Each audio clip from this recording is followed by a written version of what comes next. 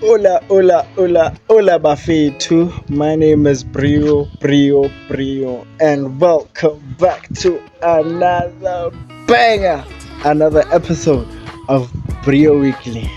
So, guys, we made it to part two of the quad bike restoration.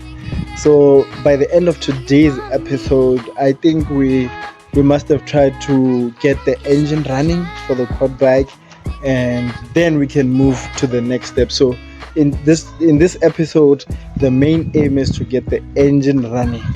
So guys, remember in the last episode we mentioned that we actually don't have a petrol tank, right? So we don't have a petrol tank, but we're gonna try to make the quad bike to engine to run. So by the way, I did a little research, a small research, and I was told that we can actually get the quad bike running without the battery. We don't need the battery to start the quad bike. So all we need is a proper carburetor, and we need a fuel to the carburetor. And I think somewhere along those lines we can actually get this thing running. Remember, I'm not a professional. This is my first time trying to fix a quad bike. This is my first time trying to fix anything on four wheels. So guys, let's do a little unboxing first, and then we'll get into fixing this bad boy, trying to get this bad boy to run. And yeah, let's get into the unboxing. As you guys know, with any mechanical work, we need the relevant tools. So we went and take a lot to get a toolbox. So instead of getting the one for 61 pieces that went for 561, we got the 82 piece which went for 625. And you'll see in a few why we actually went with this one.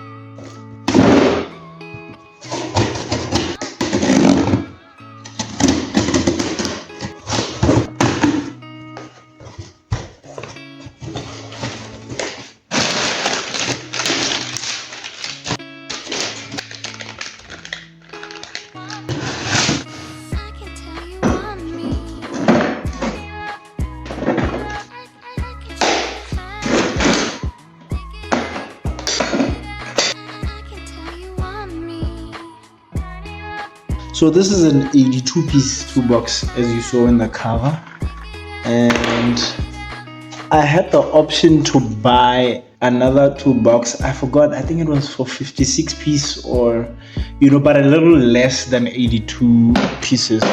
So the reason why I ended up with the 82 piece toolbox was because of these. It was mainly because of these special tools. I don't know if the camera can zoom here.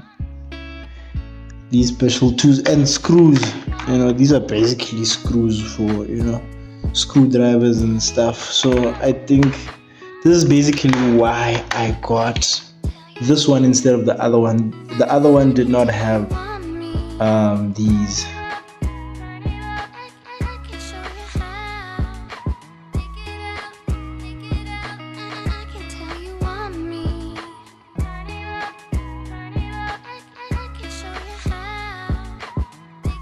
So after I have spoken to my good friend Robbie, and he has told me what I can use to try to get the quad bike started, I need to make a fuel tank. So we need an old bottle to make the tank, a knife to make an opening on the cap so that we can insert this pipe that goes to the carburetor.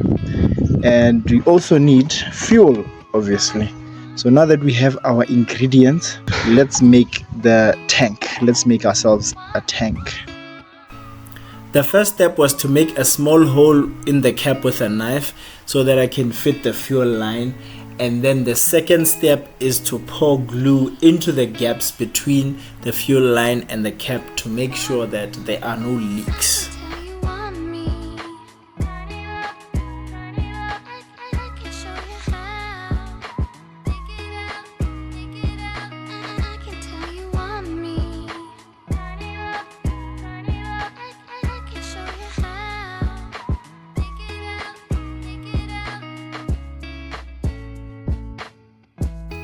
Now we need to make sure that the glue is completely dry, which proved to be a very difficult task. The glue was getting all over my fingers, as you can see, and my fingers were literally sticking together. So now the plan is to get the glue dry before we move to the next step.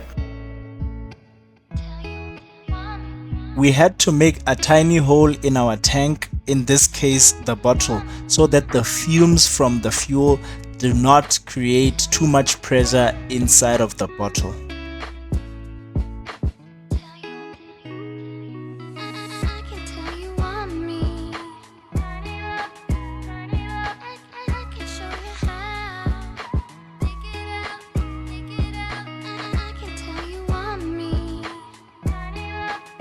After the first attempt, I decided to call upon the powers of the masking tape, as the glue was not doing its job. I then used the masking tape to wrap around the outside of the cap, in between the cap and the fuel line, with the hopes that it will actually help to prevent the leaks.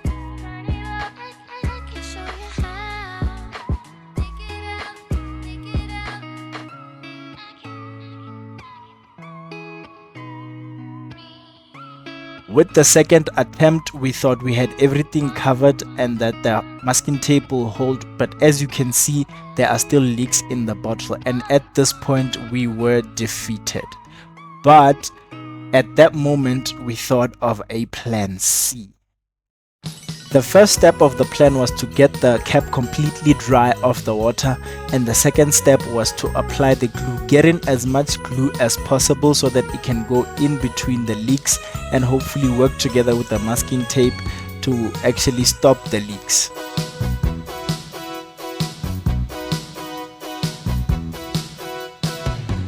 It was at this point that I remembered that I actually have gloves which can help me to prevent the glue from getting on my hands and sticking my fingers together.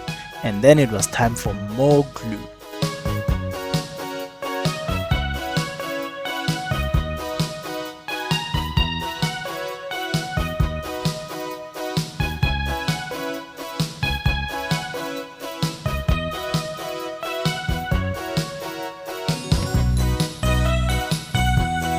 And then we had it. Our tank was leak proof. There were no leaks, and now we had a proper working tank. A win is a win, guys. A win is a win.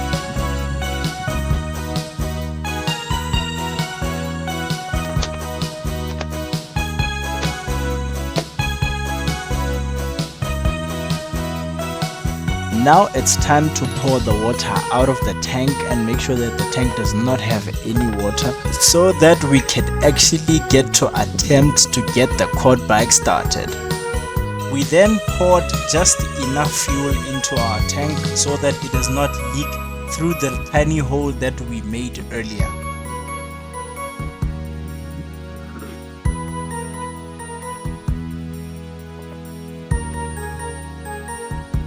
This is attempt number 4 with our fuel in our new fuel tank with no leaks.